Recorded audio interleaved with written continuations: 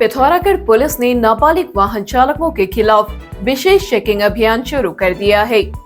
कनालीचीना थाना क्षेत्र के अंतर्गत थाना अध्यक्ष आरती ने आज एक नाबालिग को वाहन चलाते हुए पकड़ा, जिस पर उसके अभिभावकों पर 25,000 रुपए के चालान की कार्रवाई की गई।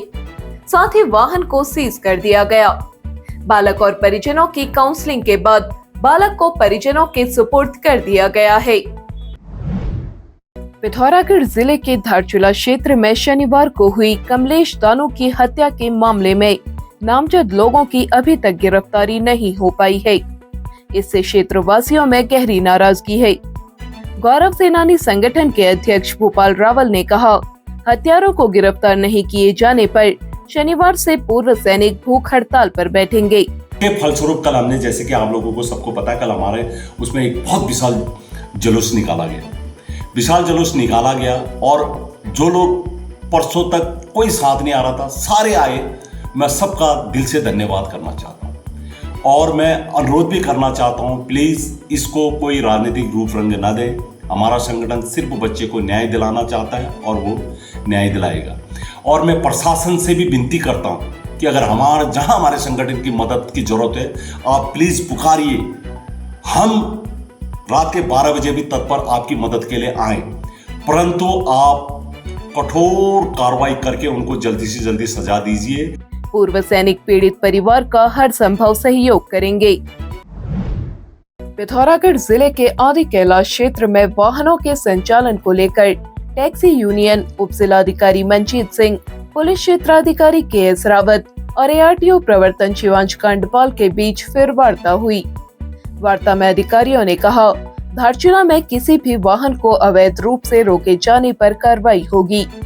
स्थानीय टैक्सी चालकों ने अपने रोजगार की बात अधिकारियों के सामने रखी। इस पर ARTO ने कहा, अन्य टैक्सी यूनियनों के साथ सामंजस्य बनाते हुए इस समस्या का हल निकाला जाएगा। जो यहाँ के लोकल की जो समस्या थी कि रोजगार के बारे में जो समस्या उत्पन्न हो रही थी, उसके बारे में ये मीटिंग थी कि किस तरीके से पूरी समस्या का एक समाधान किया जा सकेगा। तो इस बारे में जो मीटिंग हुई है उसका निष्कर्ष जो है वो पॉजिटिव निकला है। और जो कल ज्ञापन दिया गया था आदि कैलाश टैक्सी यूनियन के द्वारा कि हमारी गाड़ियाँ संचालित नहीं करेंगे हम अपनी, ठीक है, उसको अभी उन्होंने वापस ले लिया। उन्होंने कहा है कि फर्दर वार्ता जब तक नहीं हो जाती है, आगे की वार्ता, तब तक हम जैसे नॉर्मल स्थिति थी उसमें हम संचालन हम करते रहेंगे वाहनों का। इस प्रकार की यहाँ पे कोई दिक्कत इस संबंध में अब नहीं आने वाली है।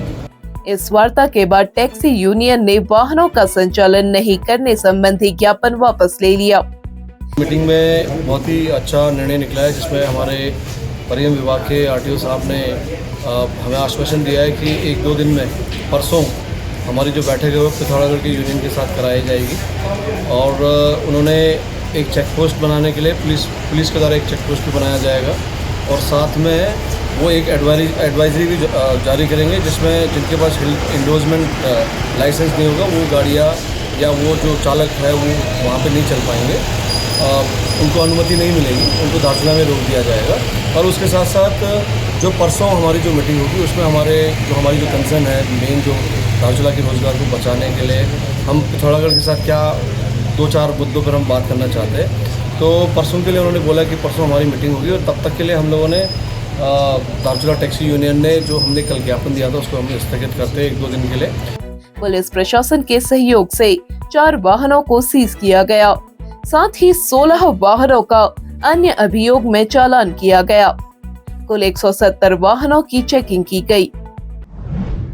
आपका सपना है एक बेहतर करियर का, तो मंजिल है सिर्फ एक, मानस कॉलेज पिथौरागढ़। यहाँ खुल चुके हैं एडमिशन सभी कोर्सेज में, जैसे BSc IT, nutrition and health care science, banking and financial management, graphic designing and animation, logistics management, e-commerce and digital marketing, mass communication and journalism और होटल मैनेजमेंट। यहाँ हर कदम पर आपका विकास तय है। आज ही संपर्क करें। पिथौरागढ़ जिलाधिकारी विनोद गोस्वामी ने चंडाक स्थित निर्माणाधीन मेडिकल कॉलेज और पिथौरागढ़ के बेस चिकित्सालय का स्थलीय निरीक्षण किया। उन्होंने मेडिकल कॉलेज के प्रशासनिक भवन, हॉस्टल, लैब, अस्पताल विंग आदि की प्रगति की समीक्षा करते हुए 30 अगस्त तक कुछ प्रमुख भवनों का निर्माण पूरा कर प्राचार्य को हस्तांतरित करने के निर्देश दिए। उन्होंने कार्य में तेजी लाने और गुणवत्ता बनाए रखने पर विशेष जोर दिया। बेस चिकित्सालय के निरीक्षण में जिलाधिकारी ने निर्माण कार्य में विलंब पर नाराजगी जताई और ठेकेदार को चेतावनी दी कि यदि समय पर कार्य पूरा नहीं हुआ तो एफआईआर दर्ज की जाएगी। उन्होंने सभी अधिकारियों को नियमित निगरानी और प्रत्येक 15 दिन में प्रगति रिपोर्ट प्रस्तुत करने के निर्देश दिए। जो कार्य की प्रगति है कुछ जगहों पर तो ठीक है, लेकिन कुछ विशेष जो बिल्डिंग्स जो कि मेडिकल कॉलेज को संचालित करने के लिए 2026 में चाहिए हैं, उसके लिए अतिरिक्त एफर्ट्स करने की आवश्यकता लगी है। जैसा कि प्रिंसिपल साहब ने भी मुझे बताया कि अगर इनको अगले साल इसके लिए इसको चलाना है तो इनको 3-4 भवन जो है उस समय एकदम रेडी कंडीशन में चाहिए, जिसमें से एक एडमिन ब्लॉक है, एक हॉस्टल है, एक इनका जो लैब है। तो ये 3-4 बिल्डिंग जो है इनको बिल्कुल रेडी कंडीशन में चाहिए। जो आज की कंडीशन है उसमें अगर कार्यदायी संस्था थोड़ा सा एफर्ट करें तो उसको टाइमली कर लेंगे। दूसरा, इनको एक ये भी कहा गया है कि हर 15 दिन का एक बार चार्ट बना करके मुझे और प्रिंसिपल साहब को पुटअप करेंगे, जिसमें कि कितना काम हर फोर्टनाइटली हुआ है उसको हम लोग भी मॉनिटर कर सकेंगे।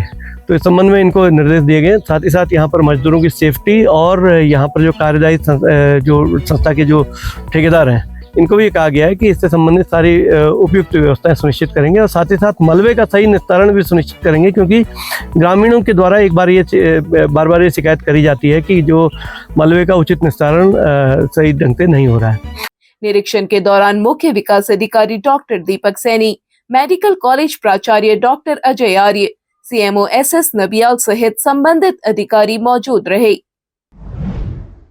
पिथौरागढ़ जिलाधिकारी विनोद गोस्वामी, मुख्य विकास अधिकारी एवं नगर आयुक्त डॉक्टर दीपक सैनी और मेयर कल्पना देवलाल की मौजूदगी में आज पहली बार पार्षदों और विभागीय अधिकारियों के बीच बैठक हुई।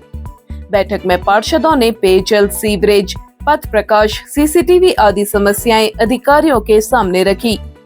जिलाधिकारी विनोद गोस्वामी ने अधिकारियों को पार्षदों को पूर्ण सहयोग देने के निर्देश दिए। उन्होंने पार्षदों से निवेदन किया कि वह अपने कार्यकाल में वार्ड में ऐसा कार्य करें जो यादगार बने। पार्षदों ने जिलाधिकारी द्वारा समय दिए जाने के लिए आभार जताया। और लगभग 3.5 घंटे लंबी ये बैठक चली है और जिसमें सभी पार्षदों ने बढ़ चढ़ कर पार्टिसिपेट किया है। सभी ने अपनी अपनी जो समस्याएं हैं उनसे भी अवगत कराया है। साथ ही साथ जो शिकायतें हैं अगर उनकी उनका तत्काल निराकरण भी किया गया है और जो सुझाव हैं, जो पॉलिसी मैटर्स हैं, उनको भी हमने उनका ध्यानपूर्वक उनका संज्ञान लिया है और उनका संज्ञान लेकर उसमें जो आगे की कार्रवाई है वो की जाएगी। बैठक में SDM सदर वैभव कांडपाल, जल संस्थान के अधिशासी अभियंता सुरेश जोशी, विद्युत विभाग के अधिशासी अभियंता नितिन गरखाल, सहायक नगर आयुक्त राजदेव जैसी, तहसीलदार विजय गोस्वामी आदि मौजूद रहे। कारगिल शहीद गिरीश सिंह सामंत के गांव उड़ई को जोड़ने वाली सड़क खस्ता हाल हो गई है, जिससे लोगों को आवागमन में खासी दिक्कत हो रही है। कई बार मांग करने के बाद भी सुधारीकरण नहीं होने से परेशान ग्रामीणों ने अब मुख्यमंत्री से गुहार लगाई है। ग्रामीणों ने कहा जल्द सड़क नहीं सुधरी तो वह आंदोलन के लिए बाध्य होंगे। पिथौरागढ़ में सेना की पंचशूल ब्रिगेड 16 जून को हरि सिंह थापा स्पोर्ट्स कॉलेज लेलू में पंचाचूली सिम्फनी कार्यक्रम का आयोजन करेगी। शाम 4 बजे से शुरू होने वाले इस कार्यक्रम में KK म्यूजिकल ग्रुप, कमलजीत ठकरियाल के साथ छोलिया नृत्य और रंग सांस्कृतिक नृत्य प्रस्तुत किए जाएंगे।